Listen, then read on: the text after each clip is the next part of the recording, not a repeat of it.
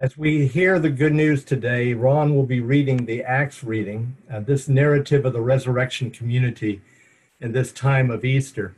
And on this Easter Sunday tide, actually on Easter Sunday, we welcome Ron as a new member, and he vowed to fulfill the words that we find in the first verse of the reading. They devoted themselves to the apostles' teaching and fellowship, to the breaking of bread and the prayers. So may we hear these words anew for each of us today, and in our hearing, affirm them with Ron as he did on Easter Sunday. So Ron will share the Acts reading. Okay, I'm reading from Acts chapter 2, verses 42 to 47. They devoted themselves to the apostles' teaching and to fellowship, to the breaking of bread and to prayer.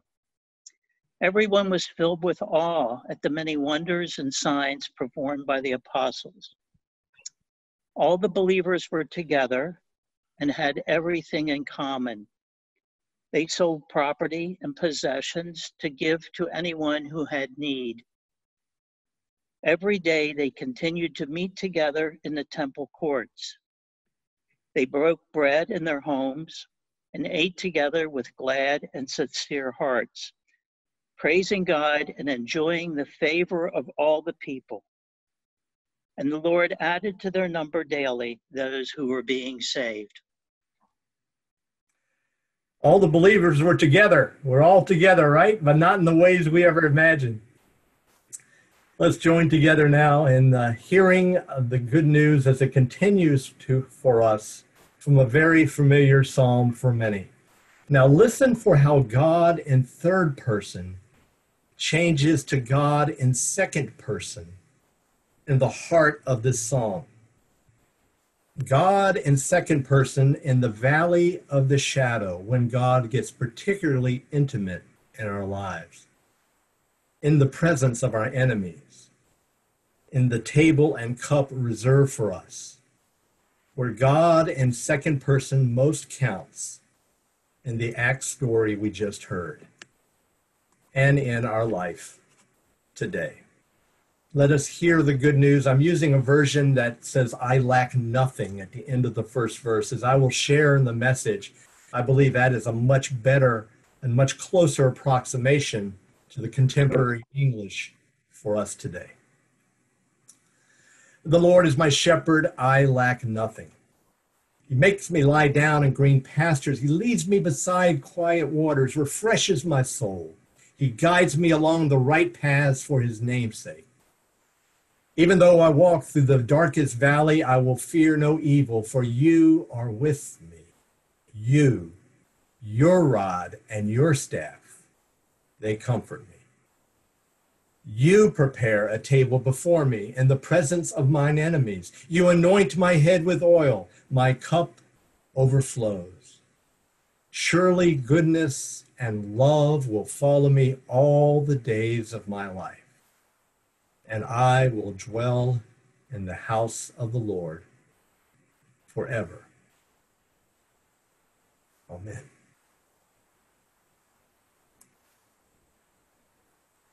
In preparation for the message, take note of these words from Teresa of Avila. She lived in the 16th century in Spain. That is her actual writing, the original words on the right in her diary, the words, many of which we see before us, and has been put in the form of a Taizé chant. She wrote this in the midst of 4 institutions that she had established, all of them burned down in her lifetime. So she knew about waiting on God, letting nothing disturb her or frighten her. So in the midst of our difficult times, in the midst of her times, in the middle of the Spanish Inquisition on one side, the Protestant Reformation on the other, she wrote these words in those troubling days. Let us hear these words for us in our days, as we listen together quietly these words from the Taizé rendition.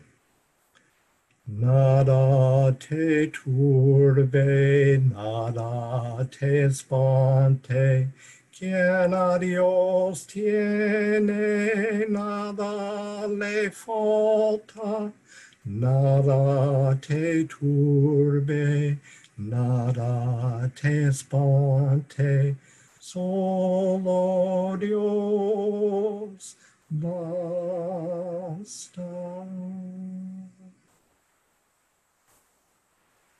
Amen.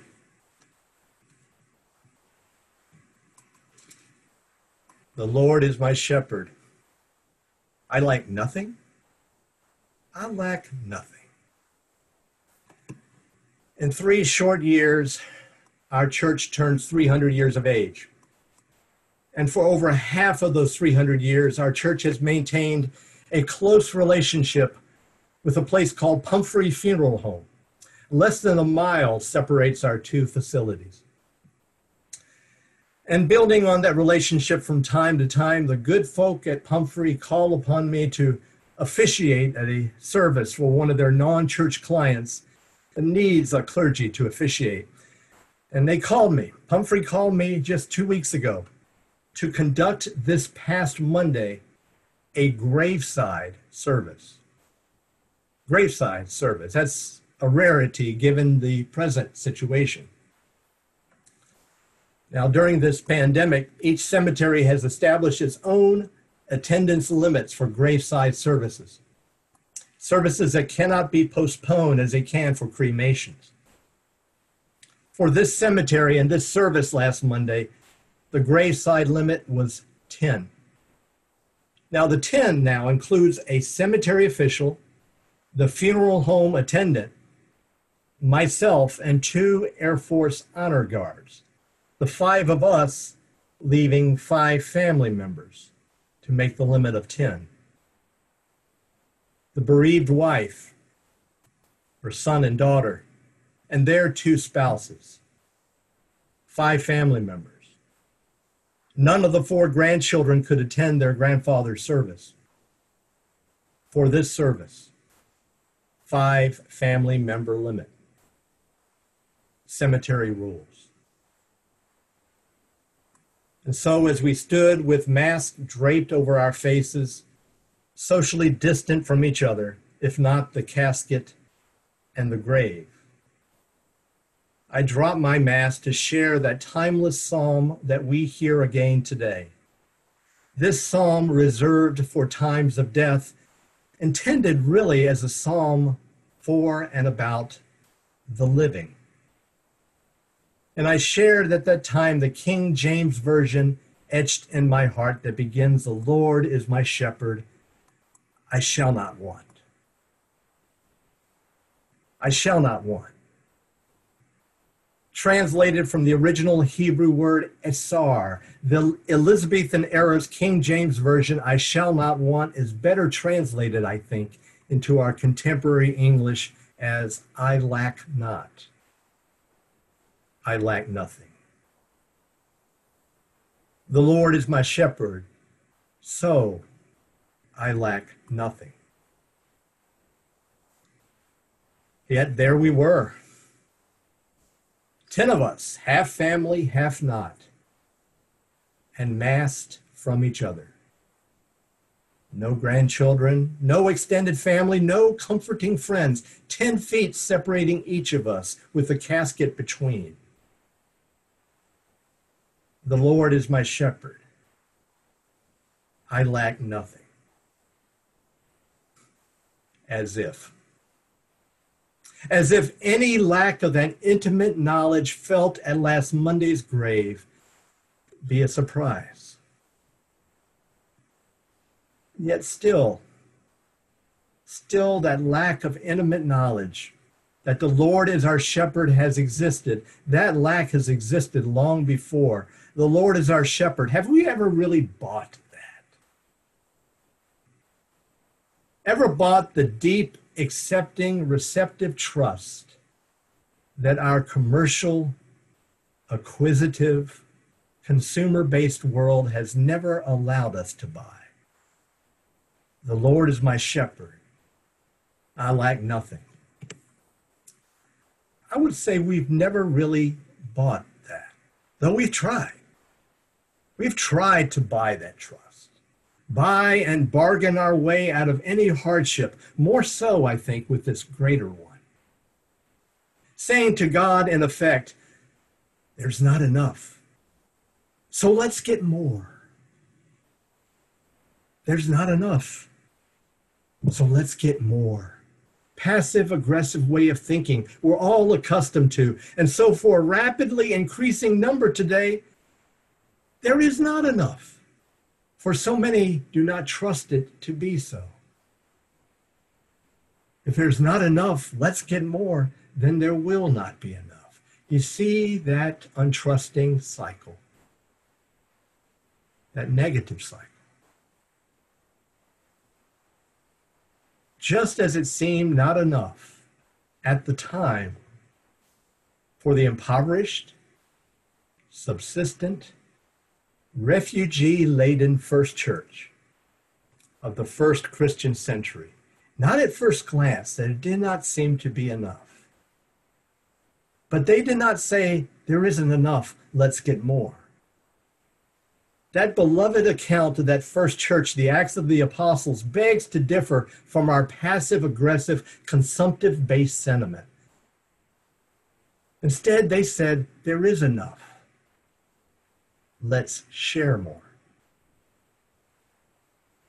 For that first church we discovered today, caught in the thrall of Jesus' resurrection glory, experienced at Easter and now at the day of Pentecost, that church discovers that the affirmation of the first verse of this 23rd Psalm, the Lord is my shepherd, I lack nothing. That affirmation can only be discovered when the I becomes a we.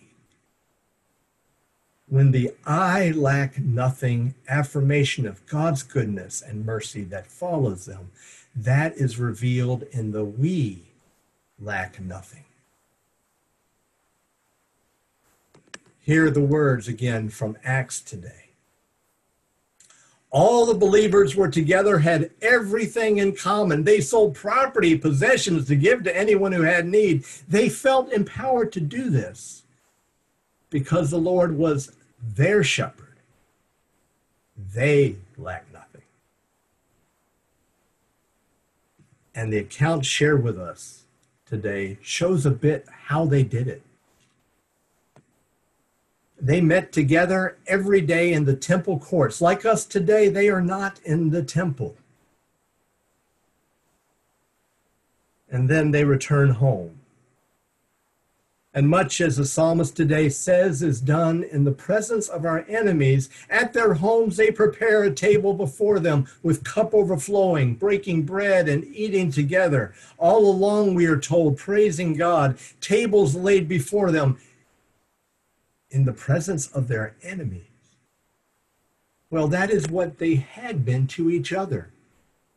Really adversaries to one another till they experienced as one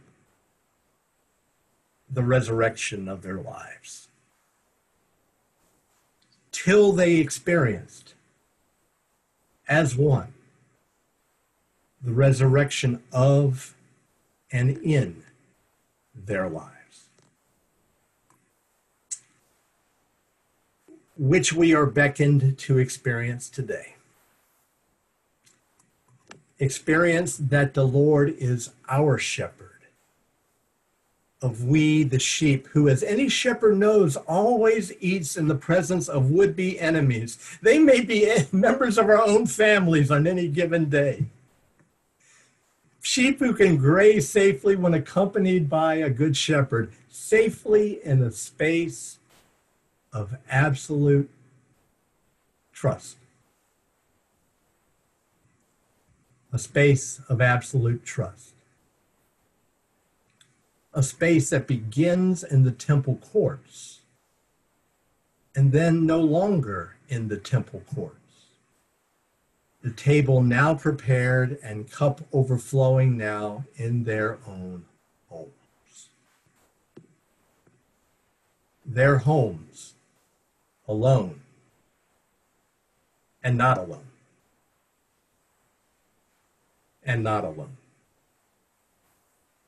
Praising God. Eating together in small groups, we hear. For the first Christians were kept socially distant from one another, strategically so. but still they were in small groups, eating together. No more, there's not enough, so let's get more. There was enough. Let's share more. Eating together, enjoying the presence of erstwhile adversaries. But adversaries no more. The resurrection of Eastertide will do that to us. It will do that to us, you know. Enemies no more.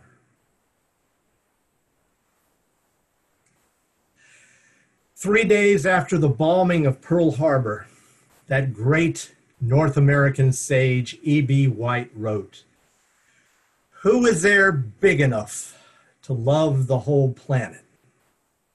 We must find such people for our next society." We must find such people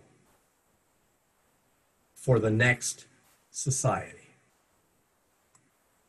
Those who trust all commercial and acquisitive not enoughness to the contrary.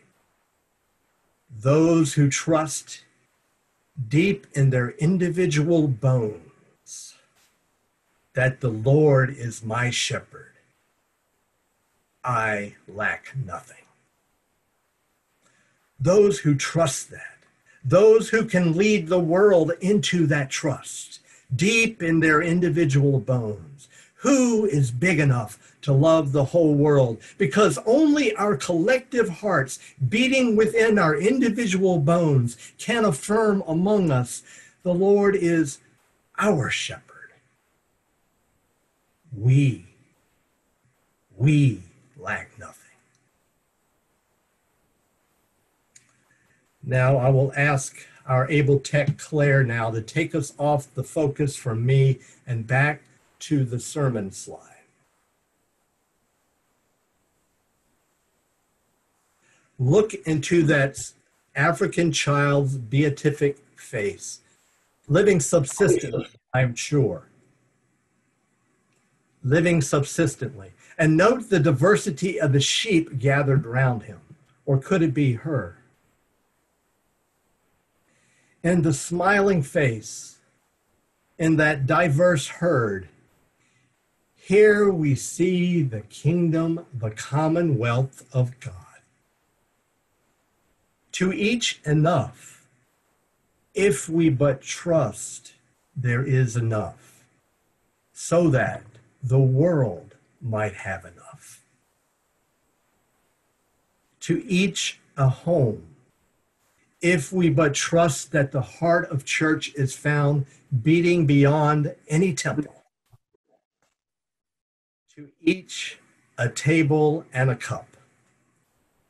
Safe, knowing that in the diversity, there not be any enemies. There need not be. Here we see the kingdom, the commonwealth of God. Here we witness our church moving forward. Here we witness our Eastertide resurrection. There is enough. So let us share more. Thanks be to God for that good news today. Amen.